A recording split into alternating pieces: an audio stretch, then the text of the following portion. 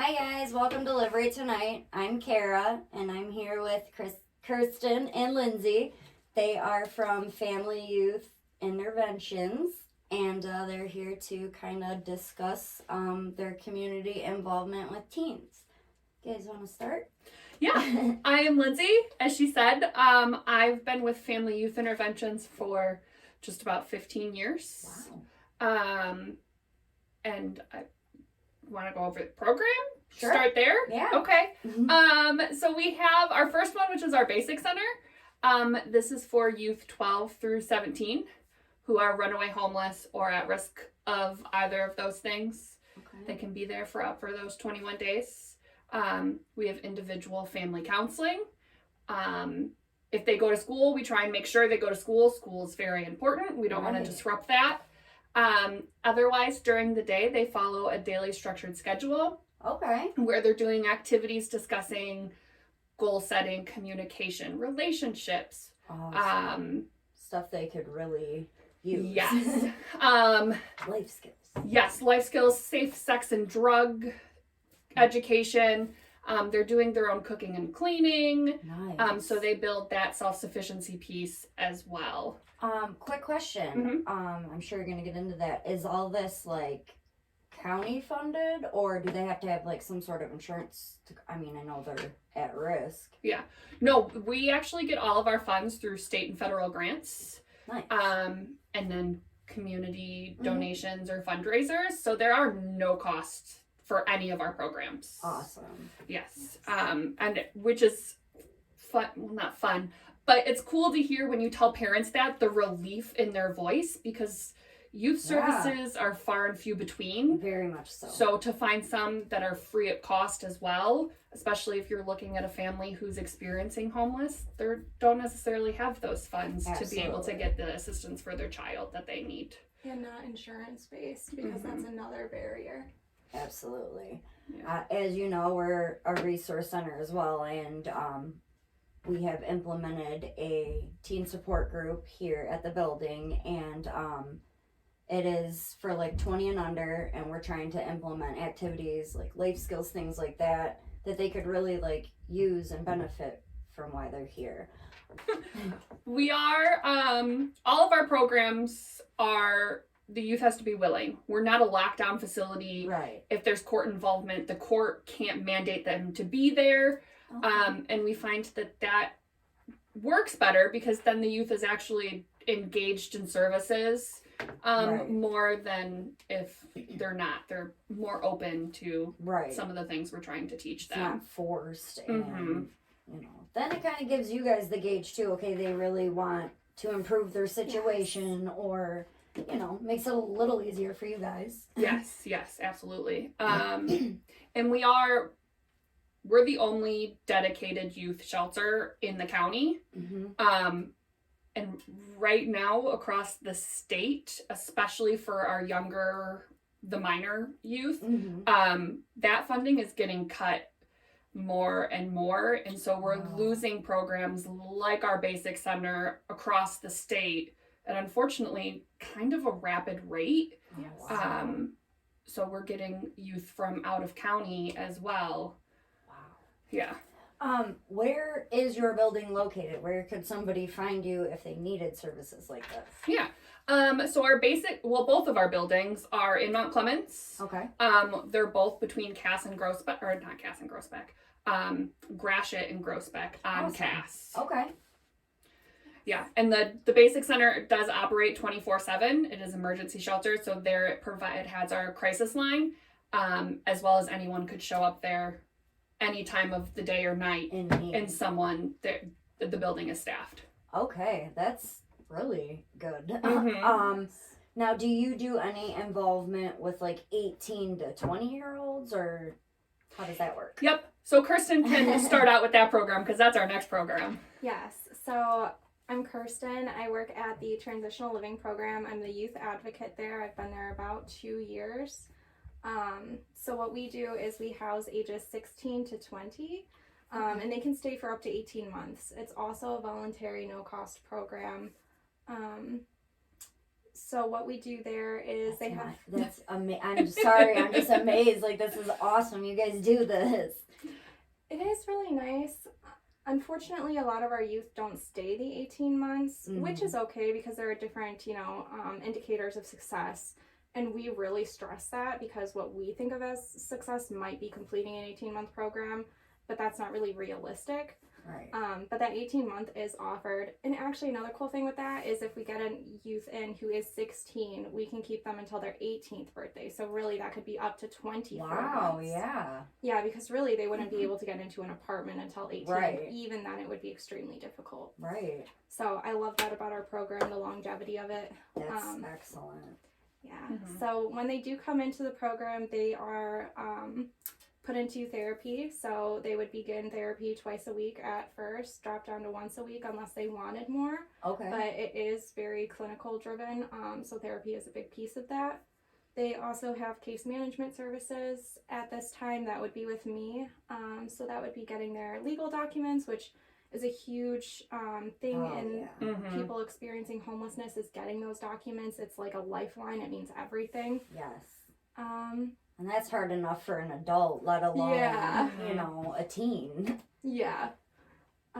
So that's a fun piece of it that we do. We work towards goals, and those goals are all youth driven. So what they think they want to work on, we're going to support them. If it's something that we feel is realistic, we'd just scale it down so that they work on those baby steps. They do life skills training at the TLP as well, just like at the Basic Center program.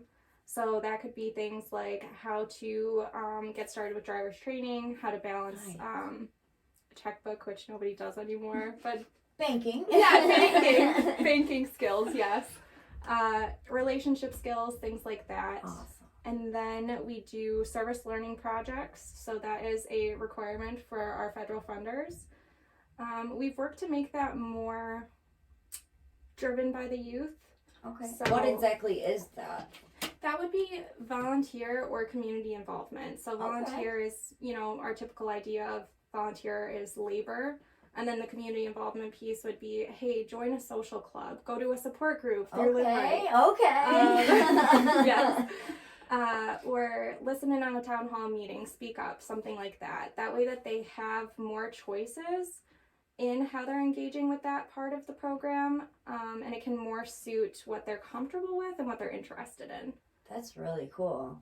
So those are the main components. Our youth do need to get a job within 30 days of moving in. Okay. Obviously, being part of a homeless community, money is everything, so we encourage them to get a job as soon as they can. We help them with that, with resume building, interview prep, things of that nature, and then we help them maintain throughout. Now, you did mention that school is a huge part. How do you guys schedule, like, the 16 to, 18 that are, high school? Has that been an issue for you guys to get them to, go and then come back, or? It was an issue the first year because the first year that I've been there, actually, sorry. Because we had a lot of online school cases still through COVID. Right. That was a little bit more difficult. We really want our youth in a school setting. Right. It's more structure for them, and the structure's so important. Mm-hmm. Yes. And then there's an extra level of accountability where we aren't the ones always, having to be on top of them at school. It's outside of that in another system, which helps us create better relationships with them. So personally, I've had a struggle with it, but I think that over the course of our program, it hasn't been as big of a struggle. We connect with the homeless liaisons at the school, make sure that they have transportation and the sports that they need. Nice. Yeah. Would you guys say that, is there a lot of teens that participate in your guys' services? I mean, obviously, we deal with a lot of in-need people as adults, but... Yeah. It kind of ebbs and flows. It ebbs and it flows. We will see, just because it's a shorter term in our Basic Center program, we'll see more youth. It's only 21 days, so they're turning around faster. Yeah. We do get a lot of parents not realizing we're around and available. the agency has been up and running for, I think, 46 years. Wow. And we'll still get, I didn't know this was a thing. I wish I would have known about this before. Right. So, yeah, and it slows more in the school or during the summer, because we'll get a lot of referrals from the schools, because the schools are seeing the youth and they're noticing some of those warning signs that a youth might be struggling and homeless. I didn't even realize there was such a thing in the school today of a homeless liaison. That's excellent. Yeah. Obviously there must be some sort of need, and that's great that you guys can kind of work together to fix the issue. Mm-hmm. And you did mention this is for anyone in Macomb County? All over. Last year we actually accepted a youth from Ohio. Oh, wow. Yeah, he couldn't find any programs in Ohio. We were the first one that he was able to get into, and so we accepted even from out of state. That's excellent. Mm-hmm. Very good to know. Great resource. Any other programs that you would like to speak about? We do it's our newest one. Going into our third year, we have a rapid rehousing program for 18 through 24-year-olds. And this is a rental assistance program. So any 18 through 24-year-old who is homeless, we can pay a portion of their rent for up to a year, assist with utilities, things that they might need for their job, some childcare things. And we have funds dedicated to parenting or pregnant youth. Wow. That's so huge. Mm-hmm.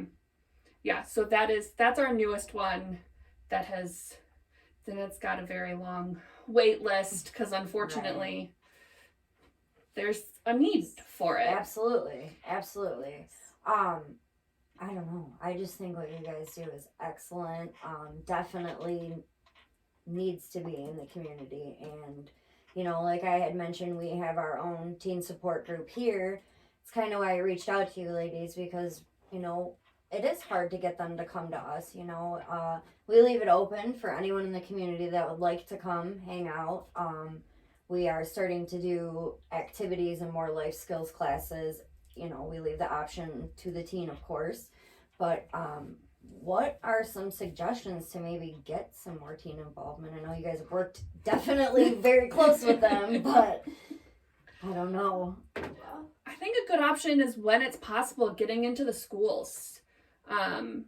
The schools are key, because you'll see them, and if you have, let's say, if you can get in like during lunchtime and you have it, as long as they can even see, maybe they don't engage with you during that period, but if they at least see the information, they know it's there. That makes sense. That has the opportunity to be successful. I had an idea too. I don't even know if this is something possible, but I know some schools do suspension diversion programs, and potentially maybe that's a way to connect with the schools. Like, hey, if you're having kids being suspended for substance use issues, come send them to us, have them do some support groups through us. I don't know if that would work. Actually, we did start reaching out to schools for something like that. Just a matter of, going through the process of talking with, superintendents or whoever handles that kind of stuff. But that was one of our ideas as well.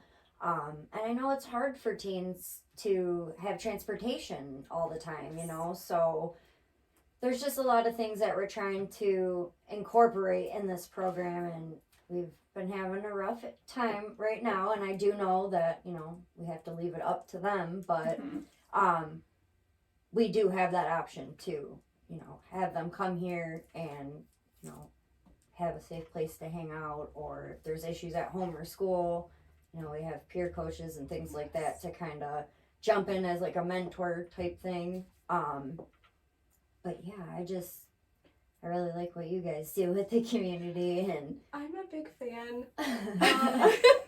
I toured here a while ago. Lindsay and I both did for an outreach, and ever since then, I've made monthly calendars for our youth, and it's basically copy and paste your guys' calendar right into ours. Awesome! We've also been struggling to get youth in, which part of that is that there has been a drop in youth homelessness throughout the state of Michigan, which is a great thing. Absolutely. Yes. I mean, I know it makes the job a little harder, but I mean, as long as you know, they're getting out of that situation, Yeah. that's always a plus, you know. Yes, it's a beautiful thing. Yes. But I want youth so that we can involve them. Right. Because I do want to make a strong, meaningful connection with Live Right, because I Absolutely. really like your programs. Well, we like yours as well, so I'm very appreciative of you guys taking the time to come talk to us. Also, I don't know if this is anything that you guys would be interested in. We do volunteer at a food bank. You know, maybe I can see if any of your youth need to have volunteer hours or whatever. We do have a boutique that they could probably also volunteer in. It's definitely something I will run by my boss, because I'm sure she would be thrilled.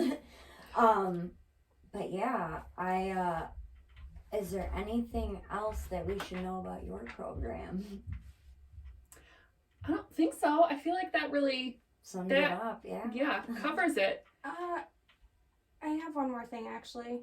So for the transitional living program, we have aftercare services as well. Okay. So going back to the markers of success, if they don't stay that 18-month period, if they leave shortly, well, even if they leave after a day, they still have access to aftercare services, which means they still have access to the therapist, the case manager, the life skills, the staff to call on as support people.